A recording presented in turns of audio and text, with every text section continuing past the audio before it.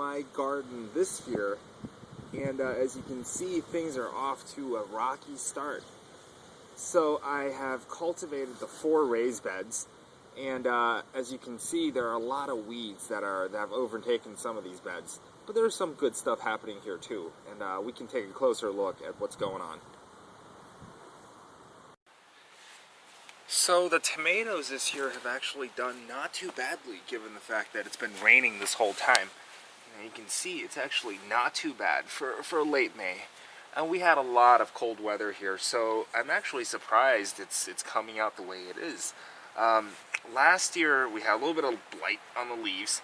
This year, so far, so good.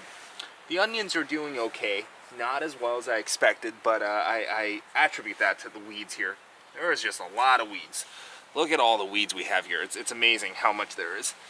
Not quite sure why there's so much. It's possible that these beds have been over-cultivated.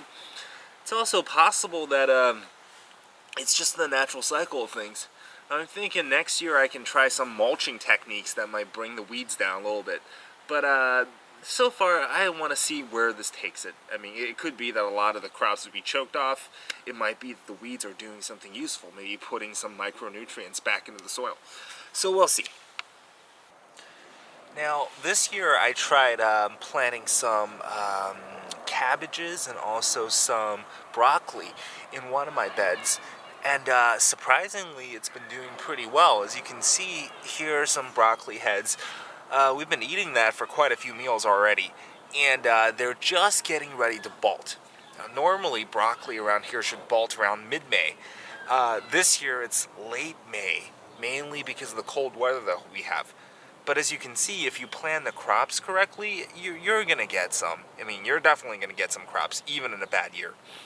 And in fact, if we panned our camera just a little bit, you can see that we even have some cauliflower here, and they're doing quite well. If any of you read my blog, you'll know that the leaves, the stems, and the heads, all parts of the broccoli can be eaten. So this is actually a huge amount of vegetables that I have cultivated here, and I look forward to eating every single one of them. And if you look around at the bottom of this bed, you can see that there's a lot of weeds, just like every other bed this year. But there are also some herbs. I see some dill growing. There are some onions that have nativized and coming up. Actually, there's a couple of carrot plants that are coming up too, which is very nice. Overall, I'm pretty happy with the way this bed's doing. It's not too bad. I mean, if you're looking at all this, there is a good amount of food right here. And I'm thinking after I harvest these greens, I'm just going to go ahead and plant some okra, which should make for a very tasty late summer vegetable. So the peas have done not so great this year. As you can see, they got off to a pretty good start, but they're now surrounded by this field of weeds. Just weeds as far as the eye can see, you know, and I tried my best to pluck some of them, but they just seem to be almost intractable how much weeds there are. The more I pluck, the more that comes up. Keep in mind though, this particular bed is my first experiment in no-till farming, and I generally count that experiment as being kind of a failure, because it seems that after a year or two of no tillage, basically there's now an abundance of weeds across this entire plot. So I think I'll abandon that effort for a little bit. You know, I've heard that other people had a lot of success with it, but it's not working that well for me.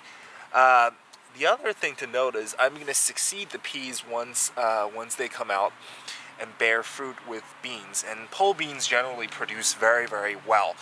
And if I can get a good bean crop from this bed, I wouldn't consider this effort to be wasted. And also, even if I don't get a lot of peas, and if you can see, some of this is actually, it's already starting to bear fruit. Even if I don't get so many peas from it, I can still eat the shoots. You know, you just grill it up with some garlic, saute it. It's actually very nice. So, not a total loss in this case. And as you can see, there are a lot of peas. And they're all flowering, and they're all coming up. But once again, the cold weather has put it. So that's pretty much it, folks. That's my garden as of this particular time. I will come back with another update, whether it's good news or bad news. But so far, I'm just loving it. It's so great to grow my own food, living more in tune with nature, having fun while doing it. Take care. See you guys later. If you like this video, please subscribe to my channel.